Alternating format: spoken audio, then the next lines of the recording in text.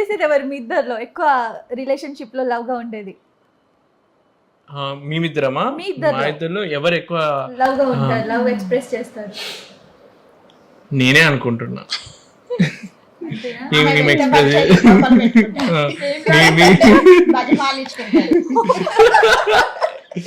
చూడండి ఎలా బయటికి రావాలి మీరు. సరే ఇప్పుడు ప్రపోజ్ చేయండి అయితే మా ముందు.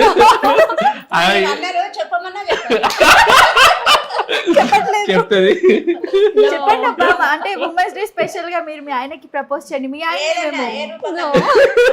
అయ్యో మీ ఆయన కదండి. ఆమెకి సిగ్గుతో కూడిన మొహమాటము అదనుకుంటా. అది లేడీ రామ్ గోపాల్ వర్మ. తనకు చేయాలనిపిస్తేనే చేస్తే, ఒకటి అడిగితే చేయదు. అవునా? ఎప్పుడైనా చెప్పారా ఐ లవ్ యూ అని చెప్పి? పోనీ వెరీ రేర్ మూమెంట్, ఏదైనా ఎమోషనల్ అయినప్పుడు అట్లా అంటదేమో కానీ ఇట్లా సినిమాలో చూపెట్టినట్టు నిజంగా ఐ లవ్ యూ అని ఎక్స్ప్రెస్ చేసింది లేదు. యాక్చువల్లీ నిజం చెప్పాలంటే అట్లా ఎక్స్ప్రెస్ చేస్తే కొంచెం మంచిదంట.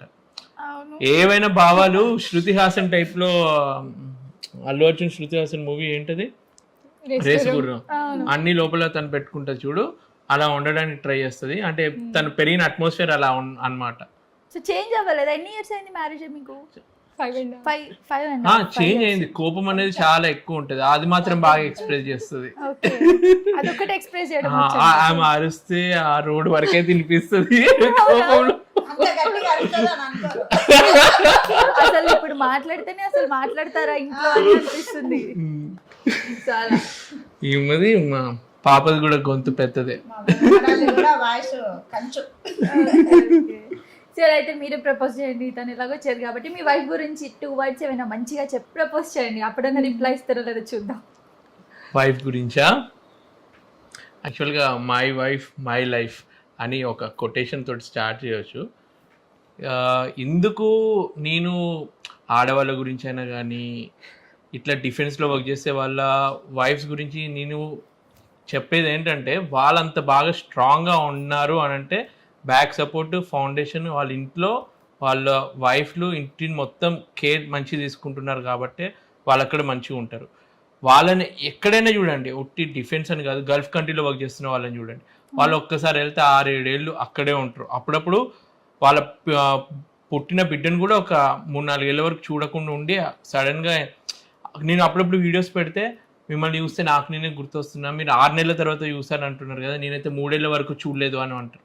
వాళ్ళు అయినా కానీ అంత ఫీల్ అయినా కానీ నా వైఫ్ నా పిల్లలు బాగున్నారన్న ఒక రాత్రి పడుకునే ముందు కనీసం వాళ్ళకు ఒక సాటిస్ఫాక్షన్ ఉంటుంది. నేను కష్టపడ్డది అంతా ఎందుకు, వాళ్ళు అక్కడ హ్యాపీగా ఉన్నారు కదా అన్న ఫీలింగ్లో ఉంటుంది. సో ఆడవాళ్ళు కూడా ఇక్కడ ఏం చేస్తారంటే, వాళ్ళు అంతా హస్బెండ్ని మిస్ అయినా కానీ, నేను మనసులో బాధ ఉన్నా కానీ నేను ఇక్కడ మంచిగా ఉన్నా అని చెప్పి అబద్ధం చెప్పైనా కానీ హస్బెండ్ని హ్యాపీగా ఉంచడానికి ట్రై చేస్తారు. సో మ్యూచువల్గా ఆలోచిస్తే ఆడవాళ్ళ వల్లనే ఏ అబ్బాయి అయినా హ్యాపీగా ఉండగలడు. ఇప్పుడు చాలా మంది కొంచెం ఫాల్స్ ఫెమినిజం అని అంటారు కదా. నేను చెప్పేది ఏంటంటే, ఉండాలి, ప్రతి ఒక్కరికి ఫ్రీడమ్ ఉండాలి, వాళ్ళు ఓన్గా ఇండిపెండెంట్గా జీవించాలి. బట్ యాజ్ ఎ కపుల్ మీరు ఉన్నప్పుడు మాత్రం ఒకరికొకరు ఆ ఈగోస్ని తక్కువ చేసుకొని నువ్వెక్కువ నేను తక్కువ అని కాకుండా ఈక్వల్గా ఫీల్ అయ్యి అండర్స్టాండింగ్తో ఉంటే ఏ గొడవలు జరగవు. మ్యాక్సిమం అదే, నాకు కొంచెం ఈగో ఎక్కువే. ఇప్పుడు వీడియోలో ముందు కొంచెం ఈమె మనసులో ఏం ఫీలింగ్ ఉంటుంది తెలుసా, ఈయన వీడియోల వరకు నీతులు మంచిగా చెప్తాడు కానీ నా వరకు వచ్చే వరకు పెద్ద ఏం చేయడు అని అనుకుంటుంది. నాకు ఆ విషయం కూడా తెలుసు ఇప్పుడు ఏమనుకుంటుందో, అంత అండర్స్టాండింగ్ ఉంటుంది. సో అదనమాట మెయిన్. ఈమె నన్ను అర్థం చేసుకుంటుంది, నాలో ఉన్న నెగిటివ్స్ని కూడా యాక్సెప్ట్ చేసి నాతో మంచిగా ఉంటుంది కాబట్టి దానికి ఐ లవ్ యూ అద్వితి.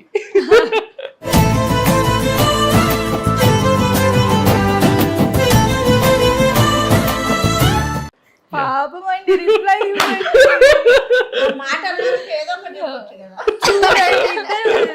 చెప్పట్లేదండి. మా మొండితనం ఎక్కువ చెప్పరు. మీ హస్బెండ్ కదా, ఎందుకు అంటే తన సృష్టిలో ఒక వింత జీవి. అద్భుతమా? చెప్పలేదు ఫైనల్లీ. కొంచెం సిగ్గో. వీళ్ళ మదర్ కూడా అంతే అనమాట. మా పెళ్లిలో హస్బెండ్కి ఇట్లా తినిపించే ఒక వీడియో క్లిప్ కావాలి అని అంటే అందరు తినిపించుకుంటుంటే కూడా వాళ్ళ మమ్మీ మా మామయ్యకి పెట్టలేదు అనమాట తినడానికి. సో అప్పుడు అర్థమైంది ఈమె కూడా ఇంత సిగ్గుపడుతూ ఉంటది అని అంటే అవి కొన్ని క్వాలిటీస్ వచ్చినాయి, మనం వదిలేయాలి అని చెప్పి. సరే పెళ్ళయ్యాక వేరు, పెళ్లికి ముందు అమ్మ పెంచిన విధానం మెయిన్ రోల్ అయితే అమ్మదే ఉంటుంది, ఏ అమ్మాయి లైఫ్ లో అయినా అబ్బాయి లైఫ్ లో అయినా. ఇప్పుడు మీరు ఇలా ఈ స్టేజ్ లో ఉన్నారంటే వాళ్ళు చిన్నప్పటి నుంచి మీ మీద పెట్టుకున్న ఆశలు, మిమ్మల్ని చదివించిన చదువు అంతా కూడా. సో అమ్మ గురించి ఏం చెప్తారు? అమ్మ నాకు ఒక్కదానికి టీచర్ కాదు, మా మమ్మీ యాక్చువల్గా చిన్నప్పుడే ఒక స్కూల్ నడిపి తను ఒక ప్రిన్సిపల్ అనమాట. సో తను చిన్న ఉంటుంది కదా హైట్లో, యాక్చువల్గా పెద్ద మేడం అనాలి, కానీ అందరూ స్టూడెంట్స్ చిన్న మేడం అని అంటారు అనమాట. ఇప్పటికీ మా వీడియోస్ చూసి మా చిన్న మేడమే కదా ఉంది స్కూల్లో చదివినని గుర్తు చేసుకుంటారు అనమాట. అంటే ఎవరో తెలియని వాళ్ళు కూడా ఇప్పటికీ నాకు తెలియని వాళ్ళు గుర్తుపెట్టుకొని మెసేజెస్ పెడుతూ ఉంటారు. సో వాళ్ళందరికీ ఇన్స్పిరేషన్ అంటే ఇక సొంత బిడ్డల్ని ఎట్లా మంచిగా పెంచుతారు కాబట్టి నేను చాలా తారే జమీన్ పర్ మూవీలో వాడు ఎంత మైండ్ మెచ్యూర్ లేకుండా అన్ని ఉల్టా రాయడము, చాలా డిఫికల్టీస్ ఫేస్ చేస్తున్న స్టూడెంట్ టైప్ అనమాట నేను.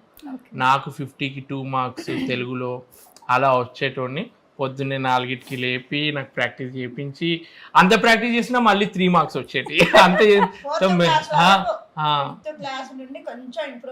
తర్వాత ఏమో తెలియదు, ఆటోమేటిక్గా అప్పుడప్పుడు కొంచెం బ్రెయిన్ అట్లా చేంజ్ అయిపోతుందేమో. అప్పటి వరకు అలా ఉండి అదొక భయం ఉండేది నాకు చిన్నప్పుడు, స్కూల్ అంటే టీచర్ అంటే ఆ భయం పోయి కొంచెం మంచిగా అనిపించినప్పుడు మంచిగా చదవడం స్టార్ట్ చేశారు.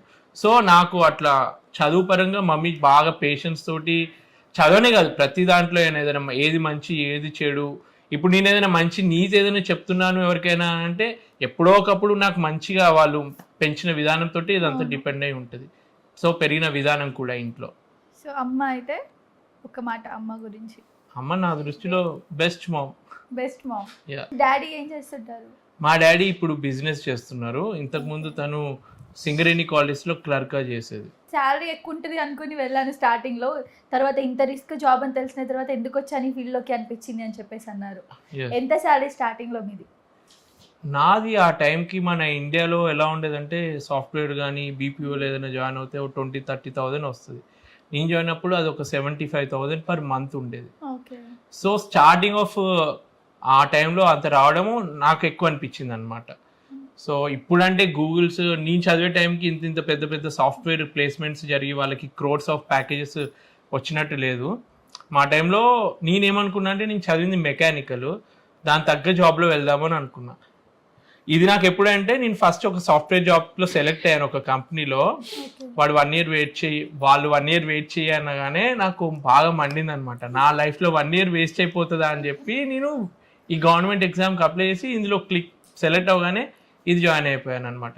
సో అప్పుడప్పుడు అనిపిస్తుంది లైఫ్లో మధ్యలో ఫెయిల్యూర్స్ వస్తే ఇంకా బెస్ట్ ఏంటి సక్సెస్ కోసం ఆ ఫెయిల్యూర్ వచ్చింది అనుకొని హ్యాపీ ఫీల్ అవ్వాలి, ఏదైనా మన మంచిగా అనుకోవాలి.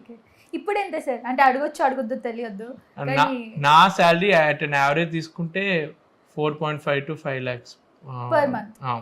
అందులో అంటే మెయింటెనెన్స్ ఎలా సార్ మీకు? మళ్ళీ వాళ్ళకి ఏమైనా ఇవ్వాల్సి ఉంటుందా మీరు, లేదా ఫుల్ శాలరీ మీకు వస్తుందా? ఫుల్ శాలరీ ఉంటుంది. ఫుడ్ అక్కడ అకామిడేషన్ అంతా వదిలేసి అదంతా వాళ్ళ రెస్పాన్సిబిలిటీ. ఫుడ్, అకామిడేషన్, షిప్ లో నేను ఇంటి నుంచి బయలుదేరి మళ్ళీ ఇంటికి వచ్చేంత వరకు ఎవ్రీథింగ్ కంపెనీ వాళ్ళు హ్యాండిల్ చేసుకోవాలి, కాంట్రాక్ట్ లో రాసి పెట్టి ఉంటుంది. అది కాకుండా శాలరీ వస్తుంది. అది కాకుండా శాలరీ. సో మంచి ప్యాకేజ్.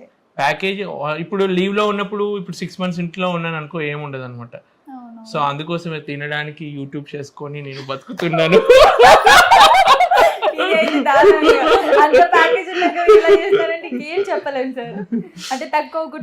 కొందరు అంటారు నీకు మంచి శాలరీ ఉంది కదా, ఎందుకు ఇంత యూట్యూబ్ కోసం ఆరాట పడుతున్నారు అంటే, ఇప్పుడు నేను బయటికి వెళ్ళాను, ఎవరో ఒకరు గుర్తుపట్టి మీ వీడియోస్ బాగుంటాయి అని అంటే అదొక హ్యాపీనెస్ వేరే లెవెల్లో ఉంటుంది. అది నేను డబ్బులు ఇచ్చి చెప్పరా బాబు నా గురించి గొప్ప చెప్పు అంటే ఎవడు చెప్పడు, వాళ్ళకి అనిపిస్తేనే చెప్తారు. ఆ అనిపించుకోవడం కోసం కొంచెం తిక్కుంది నాకు, దానికోసమే ఈ వీడియోస్ అన్ని. సబ్స్క్రైబ్ చేయండి. Please do subscribe to. Please like, share and subscribe to top Telugu TV. Top Telugu TV. Top Telugu TV.